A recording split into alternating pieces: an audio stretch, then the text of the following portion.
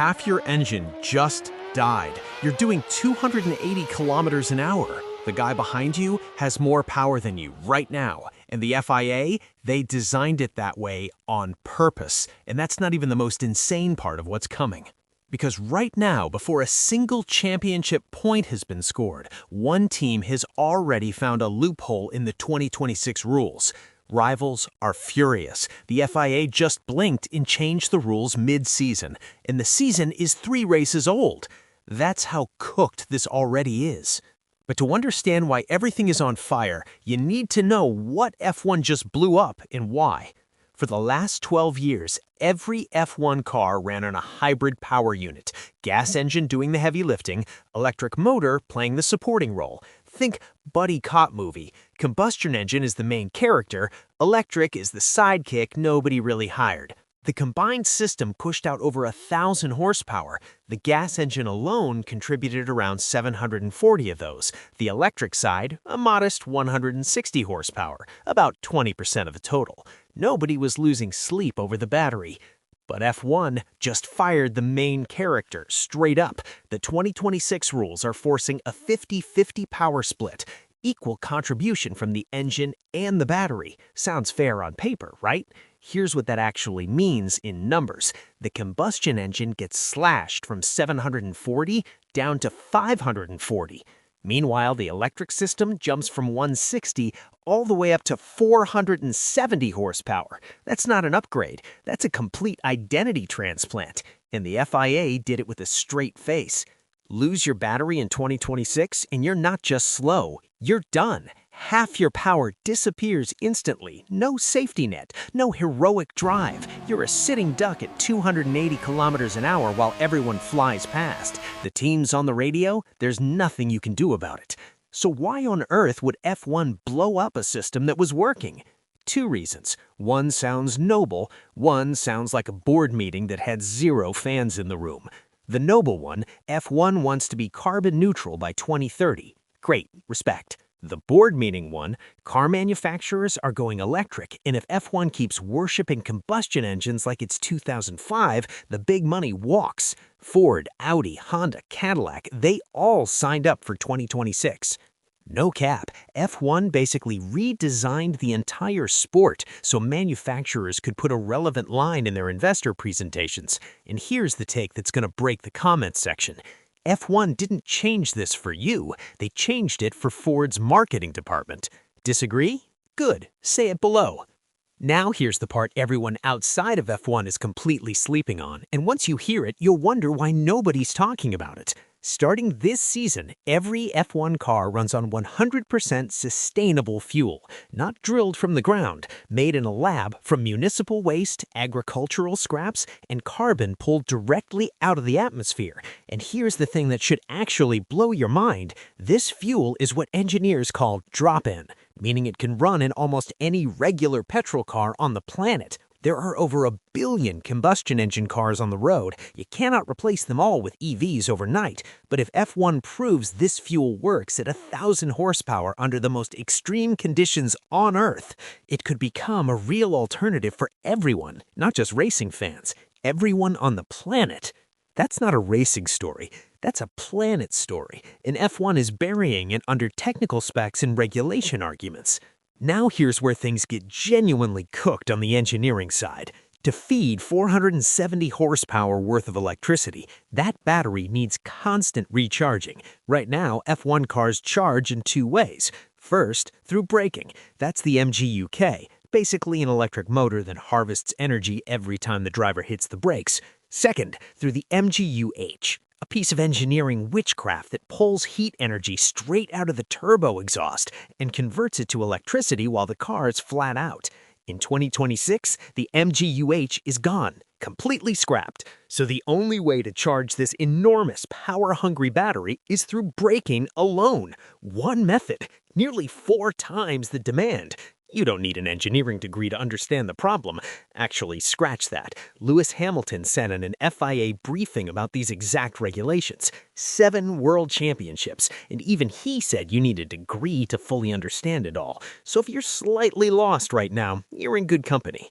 But here's what happens when the battery can't keep up. And this is the moment that genuinely alarmed everyone. Max Verstappen jumped in a 2026 simulator and took it around Monza, fastest track on the calendar, wide open, flat out. The feedback came back and it stopped engineers cold. The battery was draining so fast on the straights that the car was bleeding top speed mid-acceleration. And the fastest solution the simulator found? Downshift flat on the throttle, on a straight. Not for a corner, not for traffic, to manage energy. Bro, downshifting at full throttle on a straight in Formula 1. That sentence should not exist in this sport. Max Verstappen said it himself. At Monza, about 400 to 500 meters before the braking zone, you have to downshift flat out, because that is actually faster. The man who barely complains about anything called it terrible. The FIA's response? A ramp-down system. Instead of power cutting like someone pulled a plug, it now fades over 7 seconds on fast tracks, 3.5 seconds elsewhere. Translation? The problem is still there, you just get a polite countdown before your car becomes a go-kart. Real comforting, FIA. And while drivers are still figuring out how to survive the power drain, here's what they discovered on the other side of it that the FIA definitely didn't plan. DRS is dead. Since 2011, passing in F1 basically meant pressing a button, opening a flap on the rear wing, and cruising past on the straight. Some of you loved it, some of you thought it turned racing into a highway overtake with extra steps. Either way, gone. What replaces it is called Overtake Mode. And no cap, this is actually clever. The leading car gets full electric power up to 290 kilometers an hour. After that, the boost fades. But if you're the car behind and you're within 1 second of the car ahead, you keep full electric power all the way to 337 kilometers an hour. An actual speed advantage handed to the car behind. Unlike DRS, which was locked to specific zones, Overtake Mode works anywhere on the track, any corner, any moment you choose. Do you attack early and catch them off guard, or do you wait, let them think you're backing off, then pounce at the last second? Every overtake is now a poker game at 330 kilometers per hour. Here's the debate bomb, though. It's still an artificial advantage handed to the car behind, just a fancier version of DRS. F1 fans have complained about fake passes for 15 years, and the solution is more fake passes, but now with strategy attached. Fight me in the comments. But here's something nobody in the mainstream is talking about, and it's genuinely one of the most bizarre things to ever come out of a Formula 1 engineering meeting. With the MGU-H gone, teams are hunting for every last drop of energy they can find anywhere on the lap. And the solution some engineers are exploring, drivers deliberately revving the engine hard through the slowest corners on the track, not to go faster, but to spin the engine fast enough to use it as a generator and charge the battery. A Formula 1 car absolutely screaming through the tightest hairpin on the circuit. For electricity, not for speed. The cars might actually get louder in corners and quieter on the straights.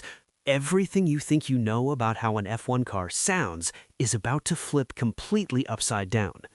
Now here's the part that should have every F1 fan genuinely worried.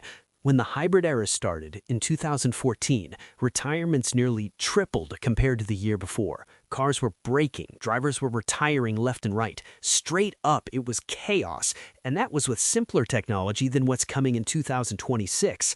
Expect battery cooling failures, brake-by-wire failures, software crashes that nobody even has a name for yet. Low-key, just finishing the first few races will be a victory for some teams. And speaking of teams, here's the war that's already started in the shadows. 5 manufacturers are fighting for 2026 supremacy, and not a single one of them is confident.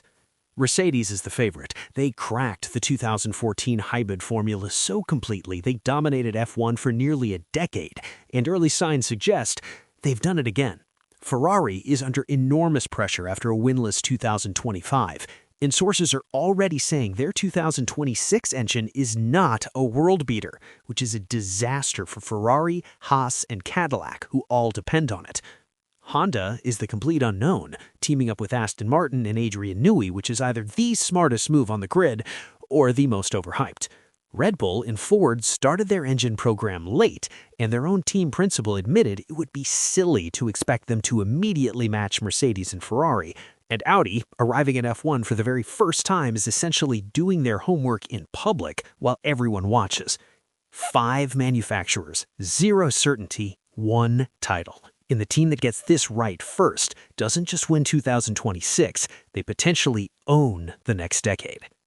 The proof that the chaos has already started: before the season even hit race 3, the FIA had to change the rules. Mercedes was suspected of running their engine at a compression ratio above the legal limit, only because measurements were being made when the engine was cold, not at full operating temperature. Rivals screamed. The FIA announced a new test kicking in from race 7. One manufacturer allegedly found the gap, stayed quiet, and built their whole car around it. That's not a rookie move. That's a masterclass, and everyone else is already 3 steps behind. The 2026 era doesn't have a champion yet, but it already has a villain. And deep down, you already know exactly who it is.